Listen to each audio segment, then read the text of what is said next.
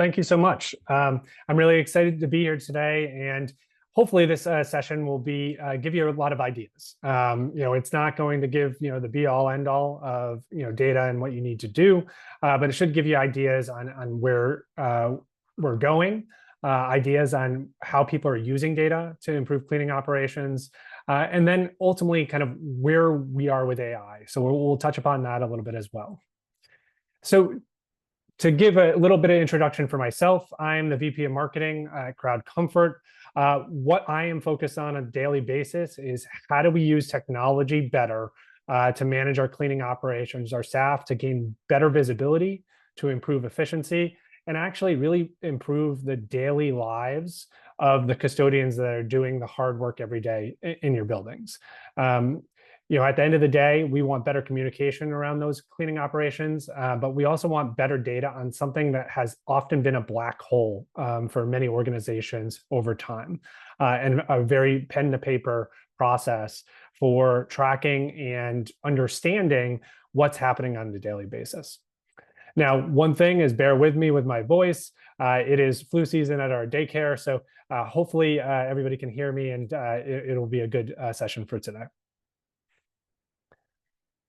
All right, for today's session, one thing to note, this session, if you're looking for cleaning supplies and all the technology around disinfectants and other tools around that, I am not the person that you should be talking to about that or listening to about that. There's many more people that are way more qualified to tell you about the latest and greatest of sprays, aerosols, light, and how that affects and disinfects room and spaces.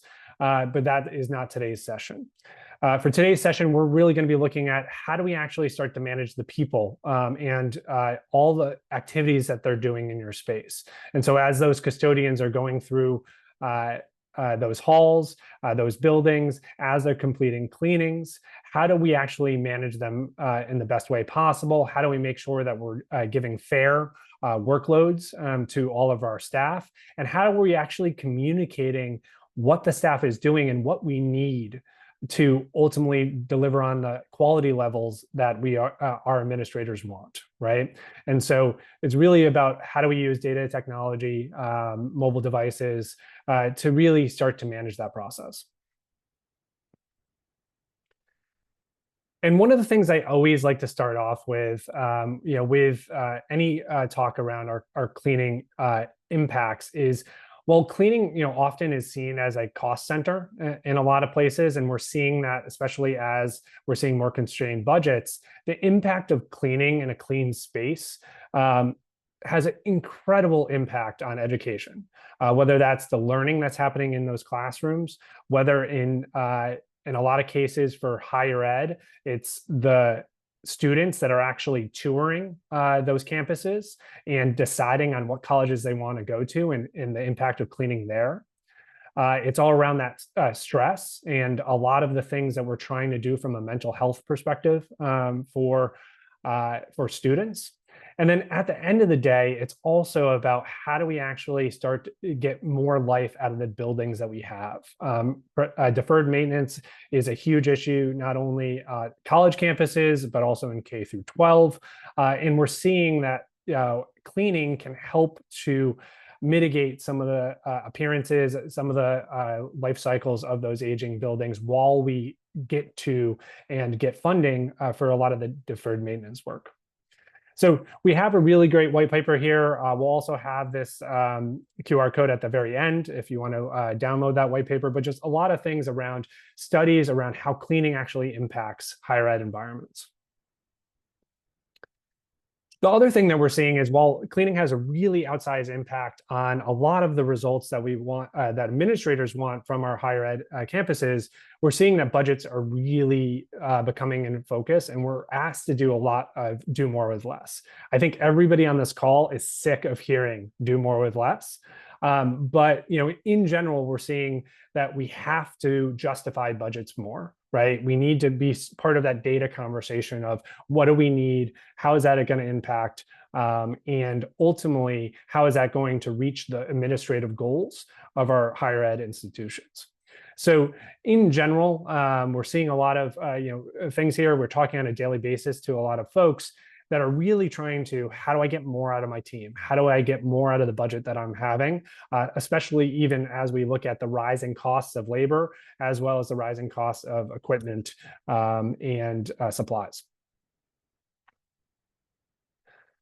And so, one thing I would like to do here is do a quick poll question around budgets and see how budgets are being impacted right now when it comes to your cleaning budgets for this year.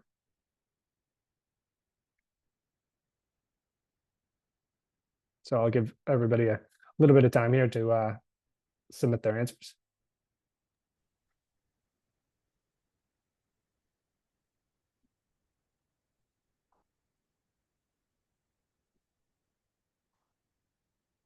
Great. So while that's submitting, we'll move on here, but it'll be really interesting. And so we see that a lot are the same. We see a lot are actually increasing. So I'm sure the costs are increasing around what we're doing, and so it's kind of across the board, which is really interesting to see, and really interesting for today's conversation.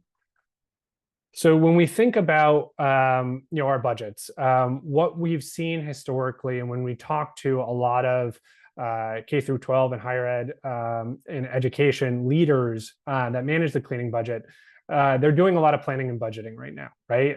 They're looking at everything from headcounts to square footage, what they need to do in terms of buildings.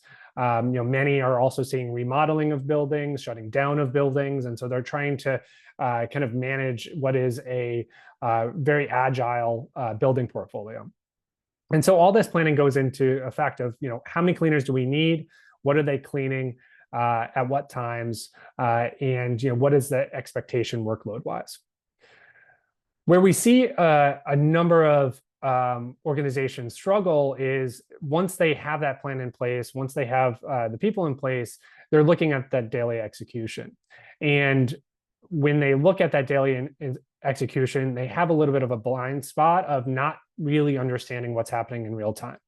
And so, we have cleaners in the field. We have our very senior cleaners that are doing a really great job. They know what routes they should be doing. They know what procedures we need to do, and we do that. But many are struggling, especially with newer, younger staff, of how do we actually start to provide accountability around that daily execution? And so, all that planning and budgeting kind of sometimes falls apart on that. And so we'll talk about that. And where we've seen organizations start to move is, well, how do we actually take that daily execution and bring some accountability towards it, right? And how do we make sure that we're starting to understand things a little bit better? Hey, who needs to be trained better? Who's our best custodians who can help us train other people, or who should be rewarded that we need to retain? How do we start to build that on the daily level, all that statement of work? How do we actually bring accountability on that in a really easy way for them to report it to us? And so, when we look at this, it's all about how do we become a little bit more agile. I think in general, from a custodial standpoint, we're seeing that, a lot of organizations, you can't just do the same things you did last year or 10 years ago. When we look at how we're doing cleanings, we're moving towards a lot more agile method, a lot more occupant driven, to make it better to work in these spaces, to live in these spaces, and to learn in these spaces. And so how do we start to use data to become a little bit more agile in our decision making, to mitigate things earlier, but also plan things and have kind of agile plans that can change, right? And change for the better when we start to understand our kind of efficiency, our better efficiencies, and understand what's happening. All right. So before we get into kind of, things that we're seeing from a data and technology perspective, another question we have, and we only have 3 of these, is what challenges do you guys have today when you're looking at your custodial operations strategy? And again, you can read all of that, but is it retaining staff? Is it cleaning quality?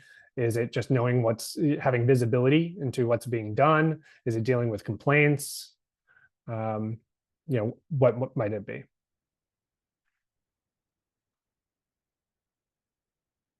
Right.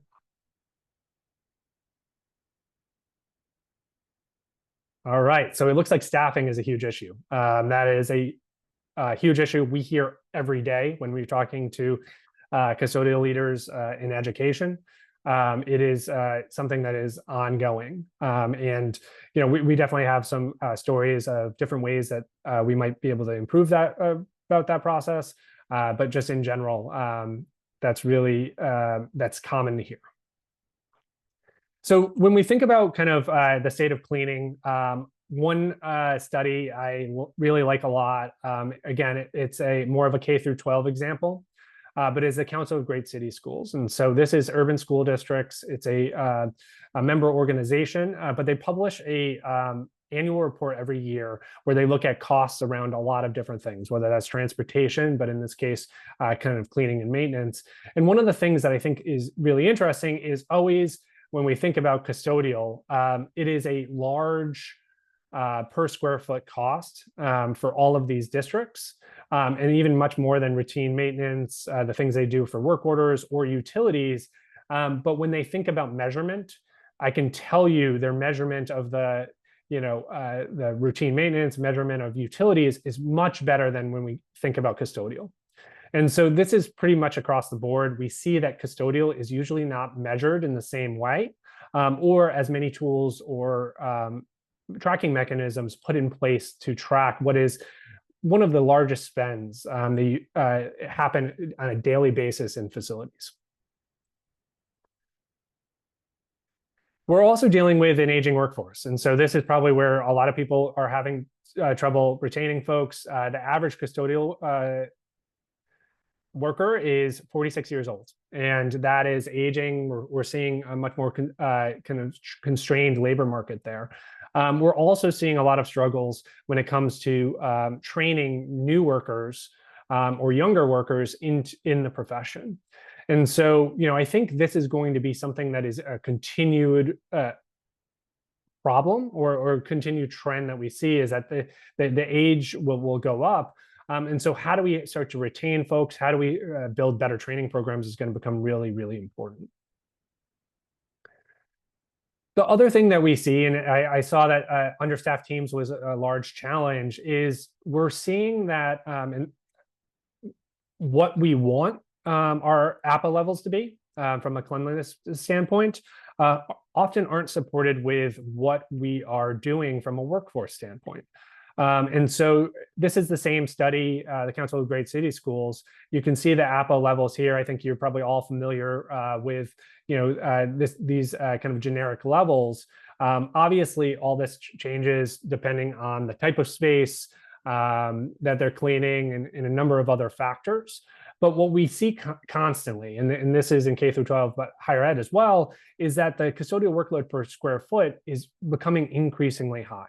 And the level in which we're expecting cleanliness, whether that's level 1 or level 2 in most cases, isn't being reflected with how much we're investing in our workforce when it comes to cleaning. And so the big question here is, well, how do we mind that gap, right? How do we set expectations better with our administrators, with our professors, with our teachers? How do we start to do that in a better way? Because I don't know if this is going to change, right? We're going to have to find better ways to do it with a larger square footage per person. And then I think last but not least, we look at a number of things, and we're kind of alluded to it before, but we're seeing that like frontline workers, the people that are actually doing the work in your buildings, often are not equipped with tools to ask questions, tools to validate work, tools to be able to submit work orders or other types of things that they see while they're walking throughout the building. And so we're seeing that they're kind of behind the times, especially on the custodial side, with having that digital enablement. And the biggest thing here is, I think because labor is such a big cost for custodial, we're seeing that there's a disconnect, right? Because we're not getting data for the things that are happening in those buildings. And it's probably our biggest cost is those people actually doing those activities. And so there's a big data revolution around how do we actually digitally enable not only our maintenance staff but our custodial staff as well.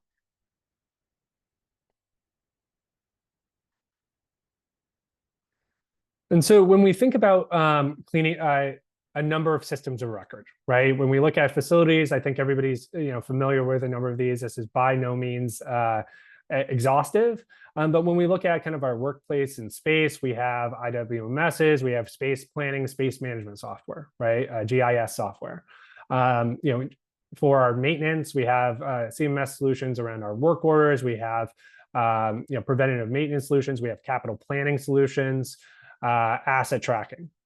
When we think about our buildings, sometimes we have smart sensors, right? Whether that's occupancy, utilization, environmental sensors to make sure that things are happening in our space. And so we're investing in a lot of technology across a lot of different elements of our facilities operations and our building operations. But when we think about cleaning, traditionally, we haven't done that, right? And I think that's a consistent point when we've looked at it. And really what I want to talk about today is like, what is happening here, right? What are different ways to do that? What are interesting things that you should be looking at? How can we start to kind of improve that process and lead a data revolution when it comes to the cleaning that's happening in our buildings? And so with that, I'd be curious, as people are looking at how they measure custodial performance today, what are some of the different ways that you're doing it? I'd be curious about.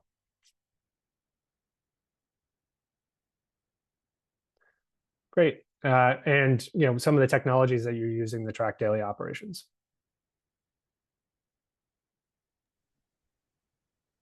In the meantime, Chris, while answers are rolling in, we did get a question in the Q&A window. In your prior point, does this information include both daytime porter service and housekeeping?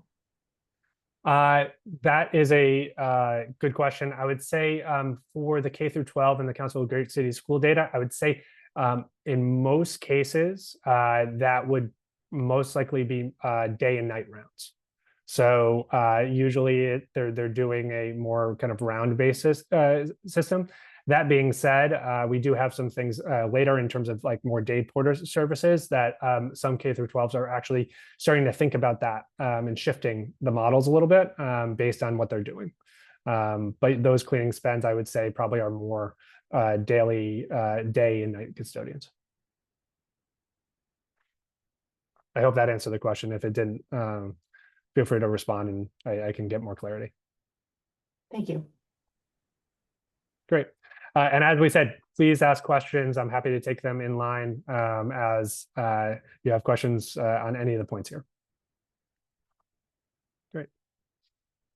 So when we think about kind of that cleaning system of record, in general, where we've had a lot of innovation over the last year is that QA inspections, right? So making sure that we have an ongoing record of the cleaning quality and how good is it, right? Across our campuses, across our buildings.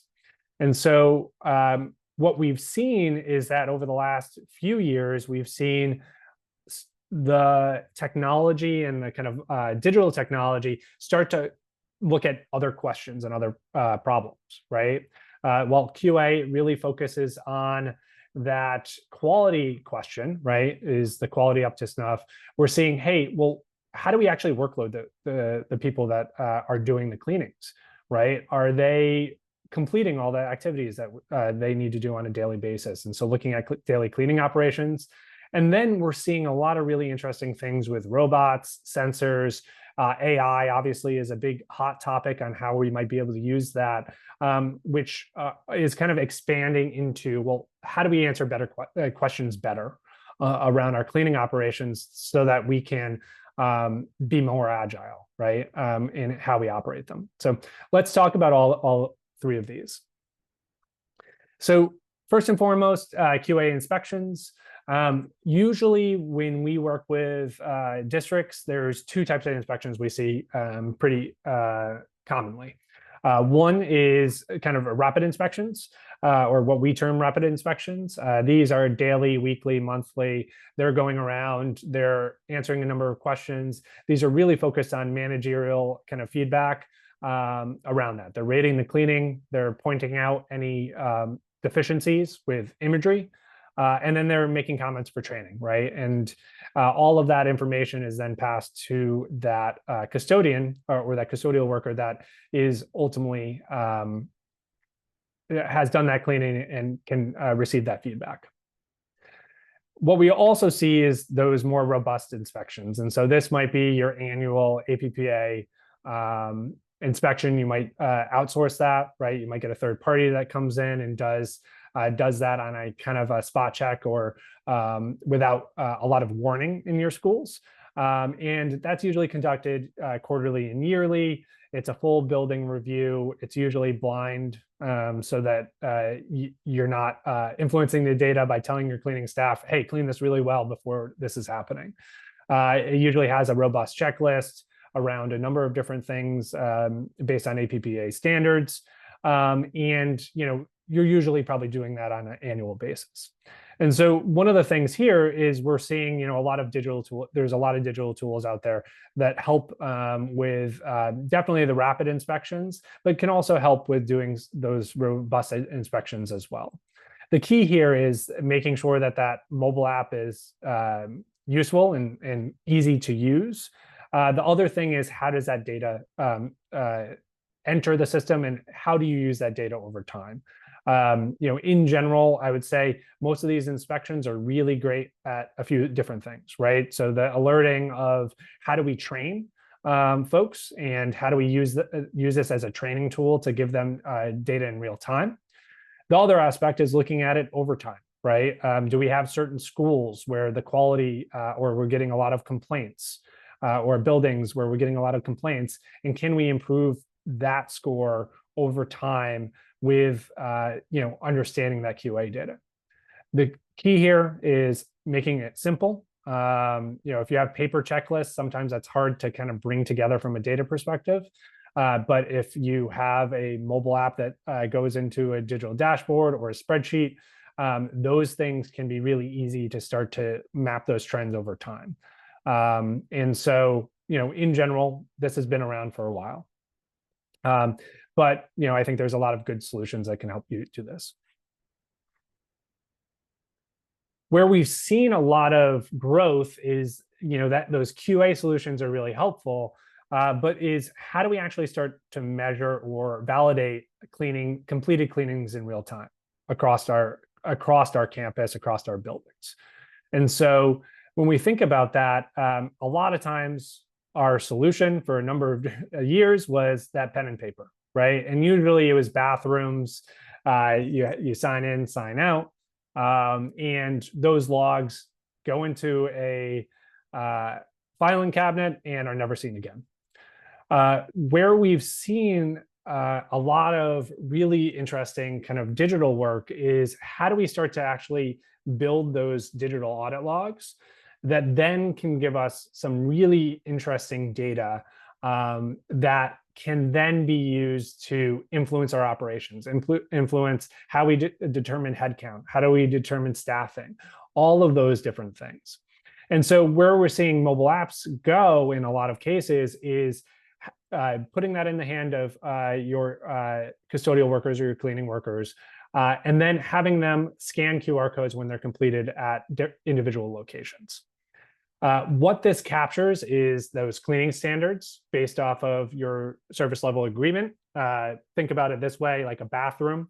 You might clean a few times during a general round or as a day porter, but a classroom, you might only clean once at night or once during the day. And so all those cleaning standards should be tied to that location. That team member who completed that cleaning, the type of cleaning that they've done, right? If it's a classroom, it might be just kind of a general cleaning there. If it's a lab space, it might be a little bit more robust, for that, depending on the type of environment that it's in. That timestamp of location. And then, I think in general, really interesting thing is starting to tie square footage to that data. So understanding that classroom square footage is a certain amount, and then being able to see over time, hey, how much has a custodian ultimately finished, to understand what they're actually doing from a coverage standpoint on square footage on a given day. We have some interesting stories around that from our clients of how they're using the data and what they're seeing from that data as well. And so this is all about how do we actually start to replace that clipboard on the back of the door with a digital option that's really easy for staff. And then, the one other thing that I think we're seeing here is, the origination of tracking that daily cleaning was really just, hey, getting accountability, right? Of, hey, this is what you're supposed to clean every day. Are you cleaning it every day? But what we've seen is that it's really become a really good communication tool as well, for cleaning staff to really report on a number of different things, whether that's reporting their cleanings and the different things that are happening, reporting work orders or things that they see that are deficiency within the building, being able to say, hey, I have a broken mop, or I have a broken piece of equipment, or I'm out of supplies. All those things can start to make it really easy from one app to be able to do that, but then also fit into that kind of real-time nature of being really agile to make sure that we don't have downtime, or as much downtime as we can cut out as possible. So really interesting stuff around the communication side. And then, I think it all comes down to the data, right? How can we gather that data and then put it into ways that actually drive insights and drive change in a positive manner? And so, a lot of the things that we're working on, we've seen be successful, is how do we start to look at by locations, right? There's certain buildings. How are we doing on a daily basis? How do we start to look at team performance, right? And see, who are our top custodians and who needs more training? How do we actually start to go through and look at and say, hey, we've gotten complaints around these certain buildings, but it looks like we have good cleaning percentages around it. How do we start to layer in quality data around that? I think there's a lot of really interesting things once you start capturing that baseline activity data from a cleaning perspective that starts to answer questions, right? About how do we actually plan for this? How do we structure it? But also, how do we take all the things that we're doing and communicate that to different levels of the organization, right? Communicate that to administrators of, this is what we're doing, this is what we need, and this is the impact that it can have. Because, I think in general, that puts us at a better, having a seat at the table with these organizations. And so we've seen some really digital innovation on the QA side. We've seen it on tracking kind of those daily cleanings and that workloading and the workforce. And then we've seen a number of things happen from a device standpoint, but also the infancy of AI. And so we've seen a lot of different things happen here. Two of the really good examples that I think we're seeing a lot of innovation happening is in AI robots and in sensors. For AI robots, what I can say is that a number of clients use them. Where they're super useful is big atriums. And so we have a number of stories around that, but they've been really useful there. When it comes to smaller spaces, they haven't been as useful, right? So, the idea that it's going to replace, every worker or any of our custodial workers that do, smaller spaces, probably not true. But when it comes to large atriums, large open spaces, they can really supply and help our custodial teams improve the level of cleaning. The other one we're seeing is sensors. And so this is anything from the Colo sensors that track the dispense of toilet paper or paper towels in that space, or soap dispensers, and understand that inventory and understand the traffic that is going into those bathrooms, to lick and stick sensors that might be doing similar things around attendance. Where we've seen the sensors really be deployed the most is on the bathroom. And so it's really one of the most high traffic areas. It makes sense where that they are starting there, but usually they're not as useful in other spaces when it comes to being able to drive efficiency in cleaning. And so really where we've seen a lot of the data be improved is just being able to really start cleaning procedures for certain individuals. So in that day porter example, being able to prompt a day porter to refill paper towels or go and clean a space because they've seen a certain number of traffic into that bathroom. And so there's a lot of really interesting smart sensors out there in the bathroom that are really interesting in terms of usage and occupancy, and making it better to improve that experience. The other aspect we're seeing is starting to use data and AI to really look at the data that we have and start to recommend different insights into our operations. And what I would say here, and one thing I'll caution around that is, we've seen a lot of organizations saying they're using data in a lot of different ways. It's really important to understand what you want to accomplish with it, and to have the data and the resources proper to train that AI. So, I think there's a lot of, everybody probably has tried ChatGPT at some point, answered some different questions. And so we've had customers use that to start to understand on different, cleaning methods. But in general, as we're thinking about kind of the future of what AI is, which I'll get on to the next slide, it really starts with making sure you have your data, then making sure that you actually use that data and understand how you would use that data for your real-time operations, and then starting to then operationalize AI in a lot of different ways, whether that's agents, whether that's data-driven insights, whether that's prompt reporting, things like that, around AI. But this is going to be an evolving topic. It's going to be an evolving way to improve operations and something to kind of keep aware of. But I think, as an industry, we're very early in terms of the adoption curve of just technology in general and data in general. And so we're, trying to understand and train AIs to do some really interesting things. But, I think we're early on. And then, when we think about kind of AI and the applications for AI, especially when we look at the data perspective and how does that fit into our daily operations, usually we have, the three buckets here. We have the large language models, so that's the ChatGPTs, the Geminis, the Anthropics, anything that we're looking at here.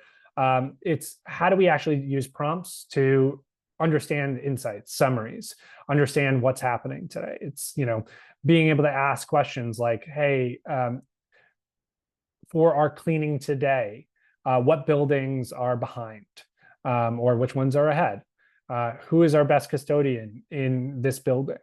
Different things around that, that we should do. There might be other things that we look at and we ask questions around how do we shift resources within our buildings, if this is what our situation is and this is the data of the real-time activities that we've been doing in these areas. And so I think there's a lot of really interesting things happening there. Workflow automation. I think there's a lot of really cool things happening with using data to start to drive things that need to happen, right? So either that's suggestions for approval in terms of QA checks. Maybe it's, hey, I saw that we added another resource to this building. Should we update the routes for everybody in that building? Should we use inventory better? Is there different ways to do better incident response? There's a lot of really interesting things that I think we can do to just identify trends using a lot of open source AI models within that. And then, I think the last one that's really interesting is, dedicated AI agents. And so when we think about kind of ChatGPT and the large language model, it's meant to be a resource for anything, right? It's supposed to be a general knowledge resource. What we've seen is that a lot of AI has been really, that has been specific to specific problems, issues, or use cases have been really, really successful.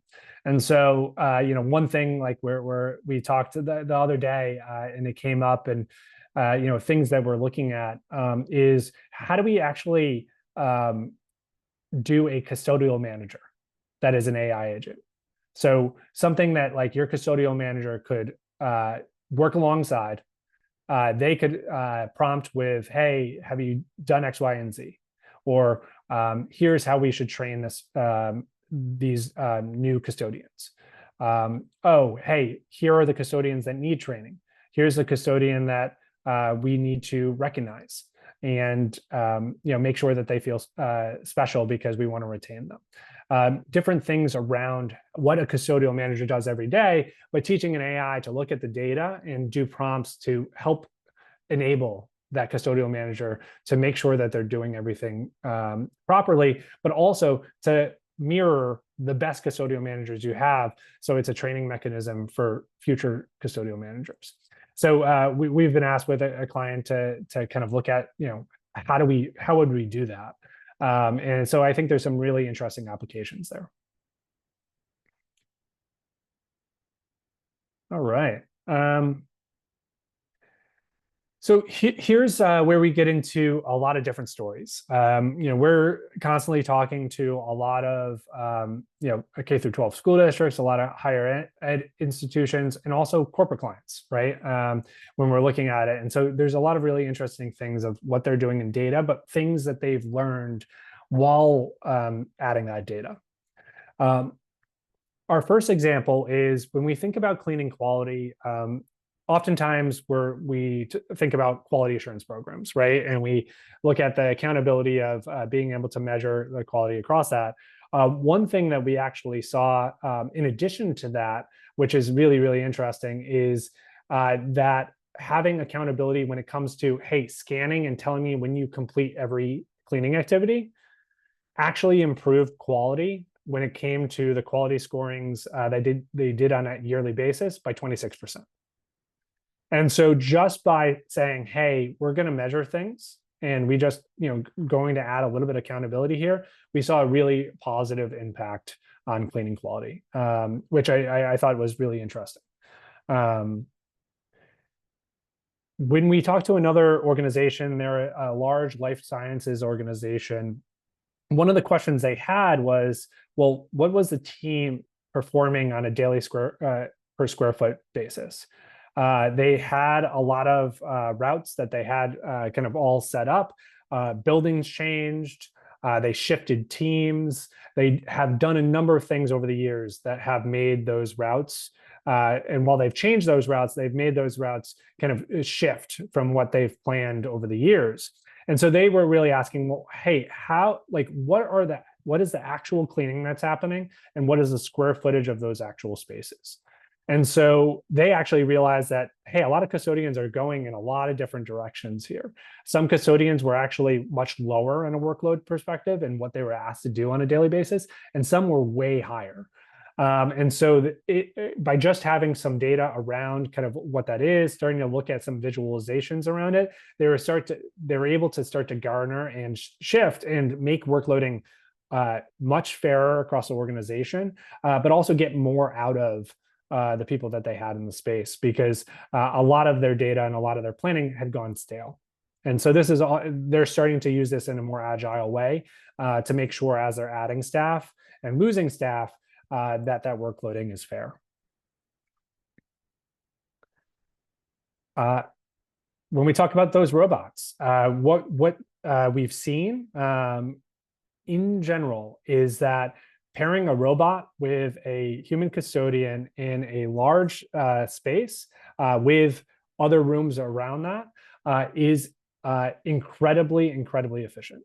And so we've seen a research institution, they started to use robot scrubbers on big atrium spaces.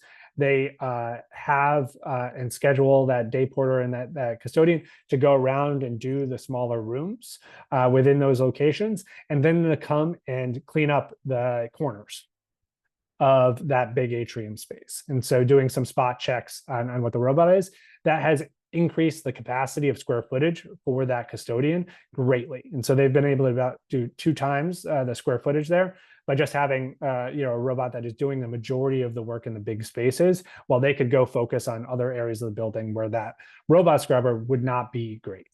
And so, if you are looking at robots, usually that's a really good method, is how do we actually pair that and expand the capacity there, but also have that human touch that is coming in and mitigating what are often kind of the blind spots for that robot scrubber.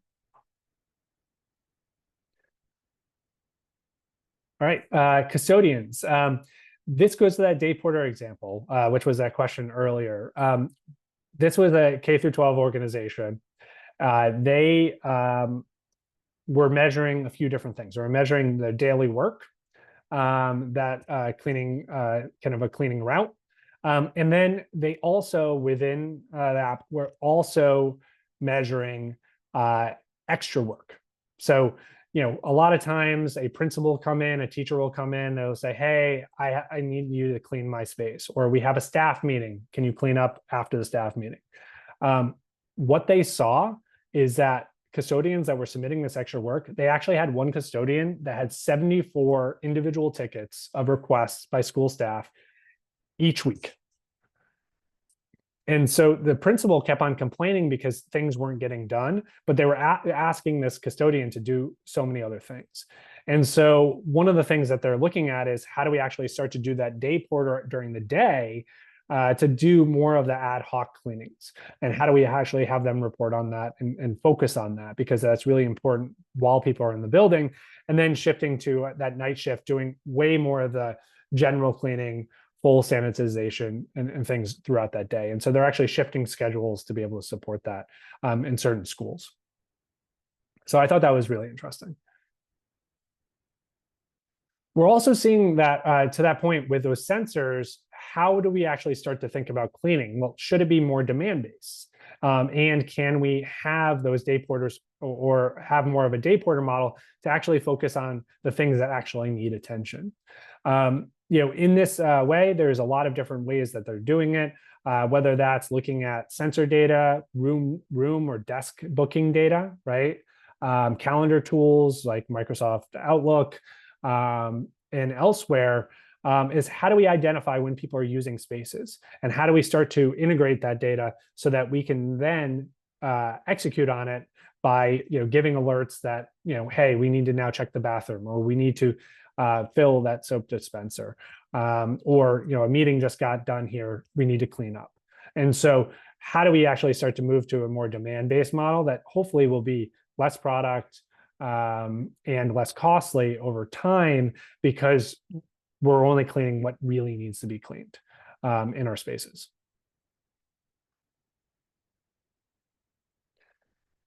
This goes to retention. One thing we have worked with a number of organizations with is, how do we start to actually build annual and quarterly recognition programs for custodians?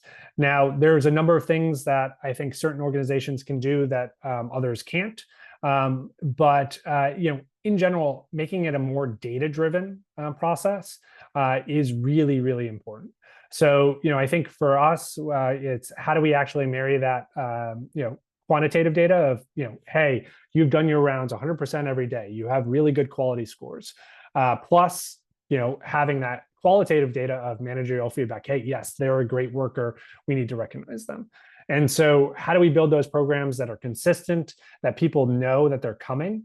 This should be like a Nordstrom sale, right? Where you're having it at the same time every year, you're looking at the same data, they know what's happening. We've seen food be really popular around that. We've seen gift cards, if that's something that can ultimately be done at the organization. But in general, how do we build recognition and rewards into the day-to-day custodians has become a really big method for recognizing staff, but mainly retaining staff. The other thing that we see here, and that's really interesting, is not only does retention improve, but we also see that the bottom 25% of custodians, their performance improves, right? Because they know that if they work hard, if they do the things that are needed to be done, they also get rewarded, or they have a chance to be rewarded. And then, I think last but not least, this is interesting, and I don't know how many folks have internal staff versus use external contractors, but we had a university that really wanted to look at how do we evaluate cleaning budget and the performance of in-house teams versus contracted teams. Their big thing here was like, hey, can we justify bringing people in-house? Because of the quality impact, but also the performance impact. What they saw was generally their in-house teams were better, right? The quality was better, the consistency was better as they were looking at it. And so they were looking at how do we actually justify that as they look at their budgets and their planning for the next year, and using a data-based, data-backed approach to make that recommendation.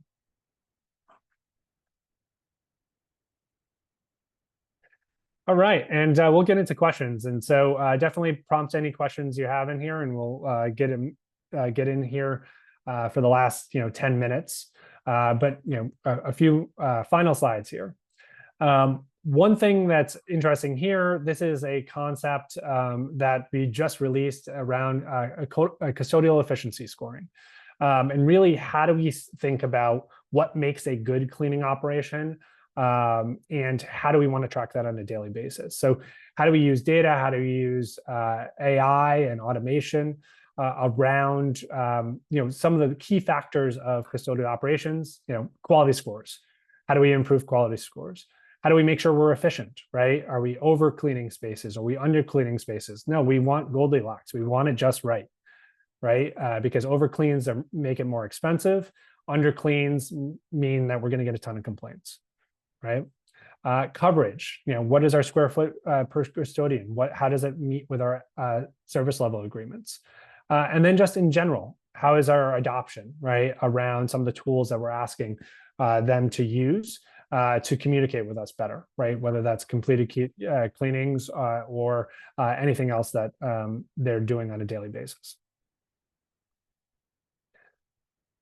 And so a really interesting area, we're continuing to improve this across this, in addition to a number of other analytics and dashboards that we're doing, but it's gotten a really positive review so far. And so that's it. I think the big question here is, how do we meet our plans to our daily execution based on data and continue that pinwheel, right? And how do we go through these iterations faster? Become more agile with improving our process, improving our efficiencies, and improving the work lives of the people that really matter, which are the frontline workers that are doing a really hard job every day, and need recognition and protection.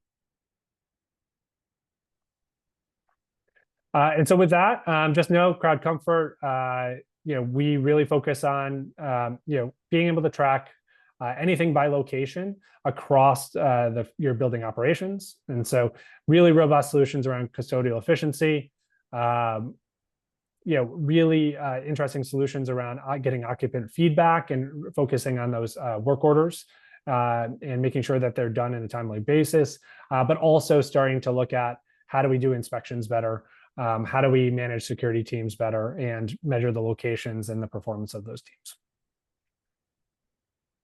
And so with that, I will open it up for questions.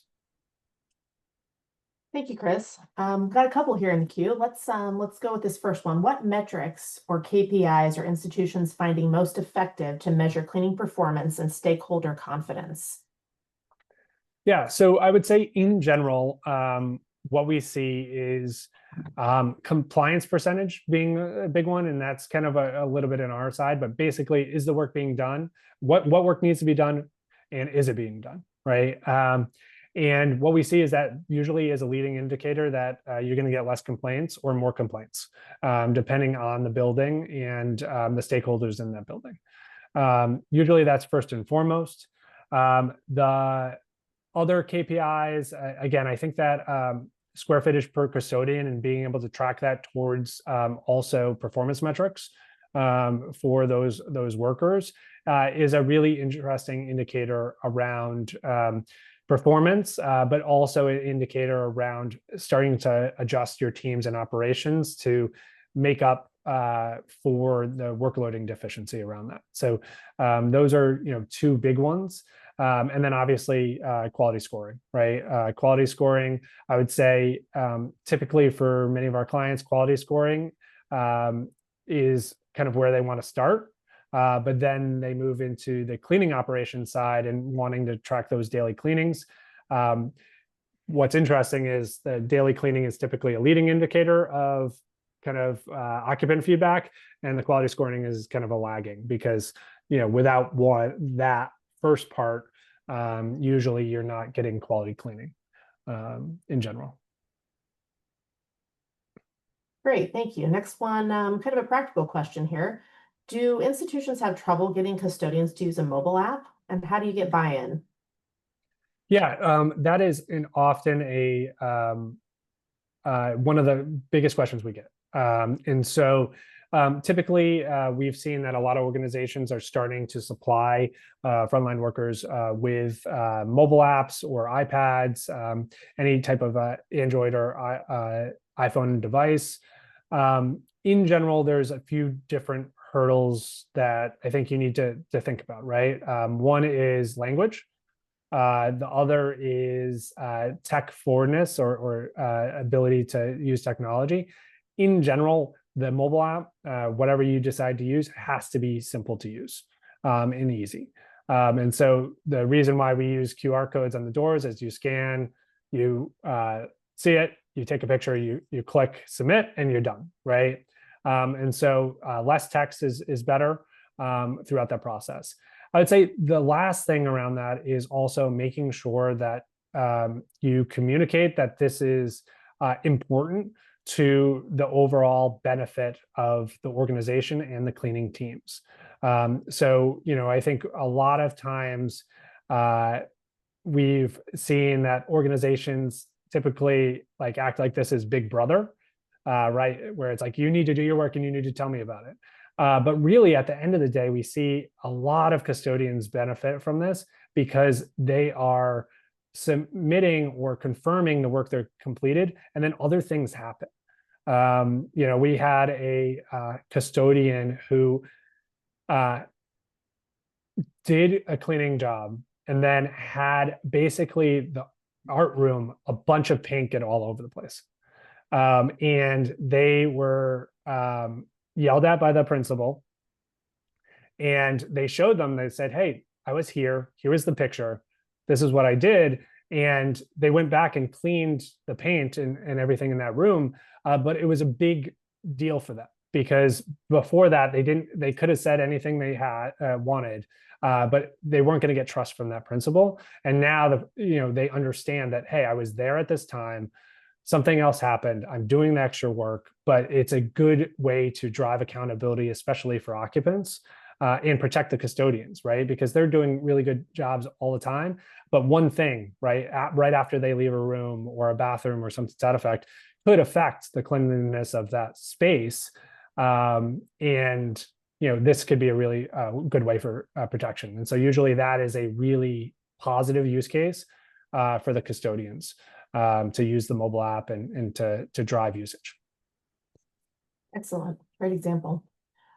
We can wrap it up here probably with one more before we wrap up today's webinar. This one kind of looks ahead a bit. What emerging trends or innovations do you think will have the biggest impact on cleaning operations in educational institutions, maybe over the next 3 to 5 years?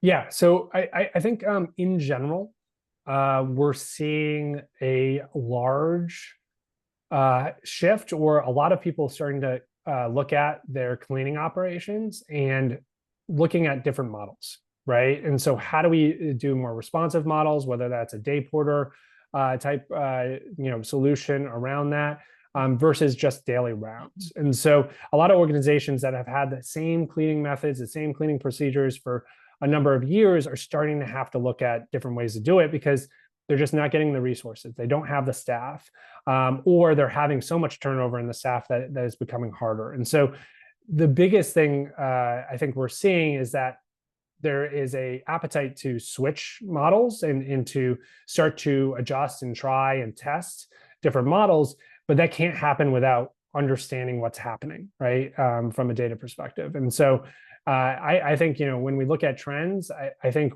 5-10 years from now, I think the models and how we clean spaces is going to become much different. But I think also in coordination with that, the amount of data we're going to be capturing on our cleaning operations is going to be much more robust, because that's going to be needed to be able to identify, test, and become really agile and saying, well, hey, this is not working. We need to change this, or hey, this works really well. Maybe we should bring this to other buildings, right?